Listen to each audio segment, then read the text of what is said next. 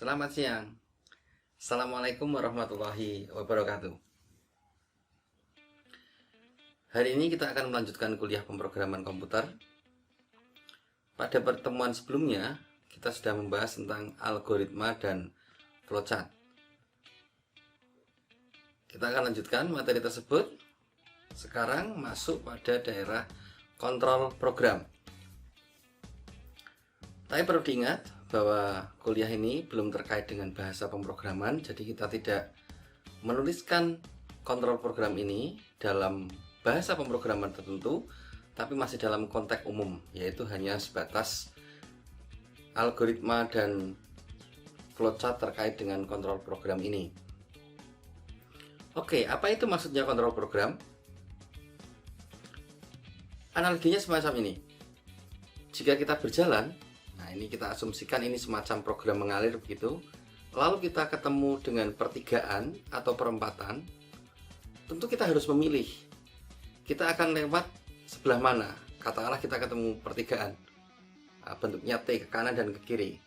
Kita harus memilih akan ke kanan atau ke kiri. Tidak mungkin kita mengambil jalur dua-duanya. Hanya ada satu pilihan. Ke kiri atau ke kanan.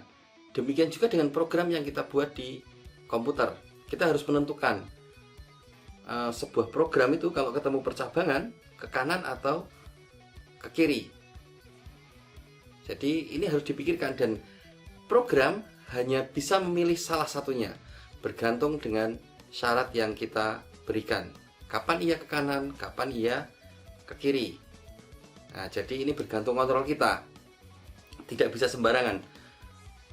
Kalau kita tidak menetapkan pilihan atau tidak menentukan syarat kapan kita ke kanan atau ke kiri dalam sebuah percabangan atau persimpangan, tentu kita akan berhenti. Kita tidak tahu. Nah, dalam kondisi ini program tadi disebut dengan hang gitu. Oke. Kita tuliskan dulu dalam bahasa yang lebih umum bagaimana kita mengontrol percabangan semacam ini. Dan dalam percabangan semacam ini, program itu dikontrol dengan if then. Bagaimana if then itu bekerja? Kita tuliskan begini.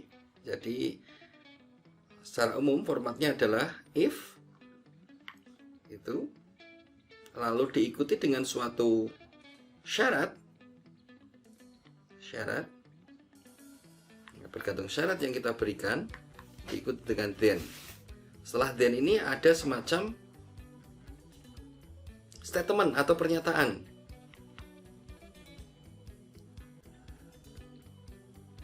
Statement atau pernyataan terkait dengan syarat yang terpenuhi begitu. Nah, ini kan baru satu. Kalau ada dua percabangan itu baru satu. Bagaimana dengan yang lainnya?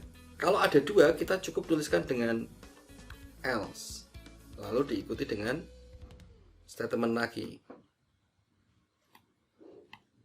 Nah, kira-kira formatnya begitu. Kalau ada dua percabangan semacam ini, jadi ada syarat. Jadi kalau ada dua percabangan, kita hanya menentukan salah satu syarat saja. Jika syarat itu terpenuhi, maka kita ambil. Jika tidak, berarti akan otomatis ke yang lainnya. Gitu. Saya pikir ini cukup sulit diterima, apalagi ini hanya dalam bahasa pernyataan saja. Untuk itu kalian harus lebih sedikit fokus lagi. Atau mungkin saya akan berikan contoh. Saya berikan contoh ya. Langsung pada sebuah kasus. Misalnya saya akan menghitung suatu medan listrik dari sebuah bola konduktor. Nah, oke. Contoh. Menghitung medan listrik ya. Kita perhatikan dulu kasusnya. Bahwa bola konduktor, katakanlah begini, saya menggambarnya lingkaran saja ya. Bola konduktor itu di permukaan kulitnya itu terdapat muatan-muatan, tapi di dalamnya kosong, tidak ada. Nah, bagaimana kalau kita ingin menghitung suatu medan listrik di sekitar bola konduktor ini? Maksudnya di bola konduktor itu ya di mana? Ya di sini, bisa di sini. berapa nilainya, dan juga di luar sini. Nah, ini tentu keadaannya berbeda antara di dalam dan di luar. Nah, perbedaannya apa? Kita perhatikan. Katakanlah ini R besar adalah jari-jari bola konduktor tadi. Jika jarak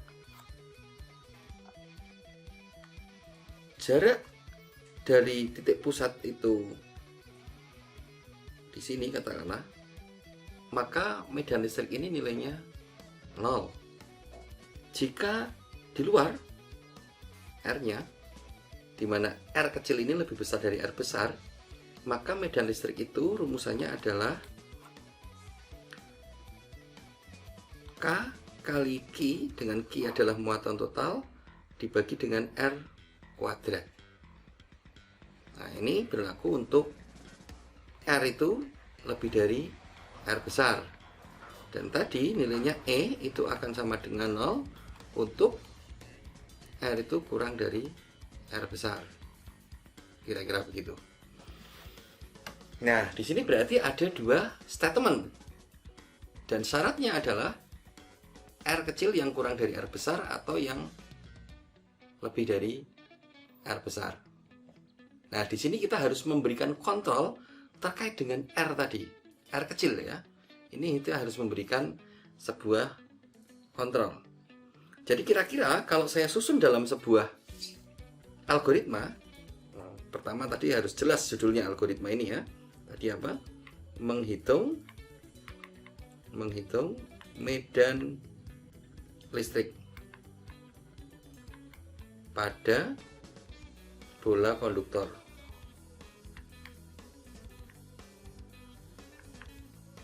Oke, langkah pertama algoritmanya masih seperti biasa, yaitu mulai.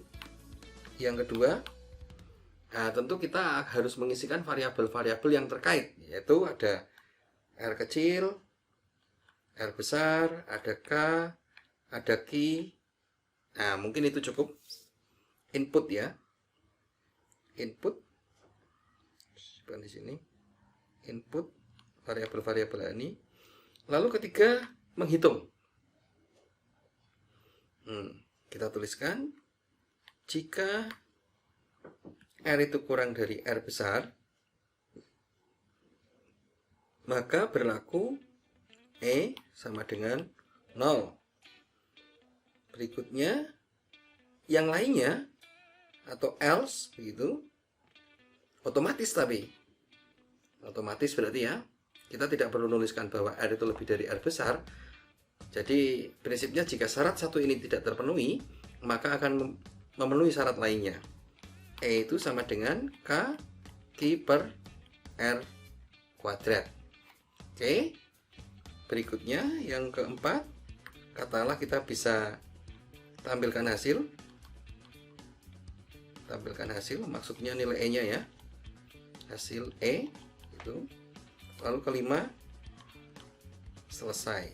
Nah, kira-kira semacam itu algoritmanya. Lalu mungkin kita bisa tuangkan juga dalam sebuah flowchart. Di sini kita buatkan ya flowchart ya.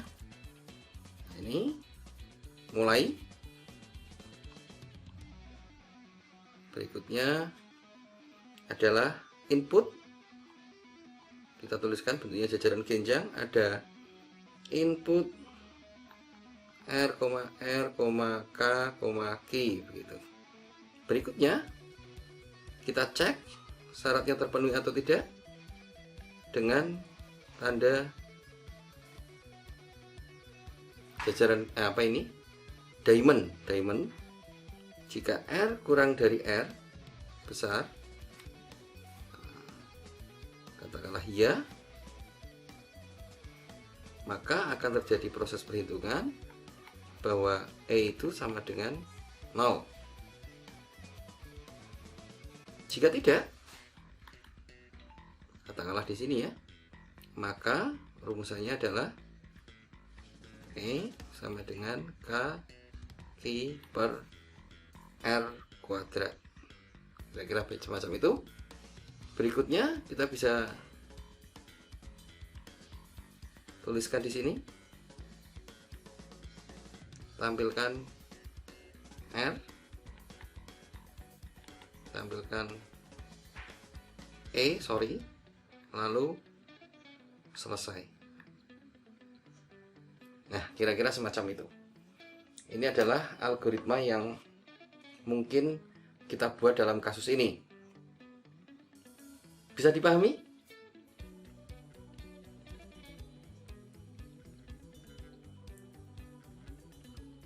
Mungkin ini akan agak sulit, tapi kalian harus berulang-ulang mempelajari ini. Jadi kalian bisa melihat tayangan ini berulang-ulang. Oke, sementara itu dulu. Saya akan memberikan contoh-contoh kecil lainnya nanti pada video-video berikutnya agar kalian lebih memahami berangkat dari kasus ini. Saya akhiri dulu, sampai ketemu pada sesi berikutnya. Wassalamualaikum warahmatullahi wabarakatuh.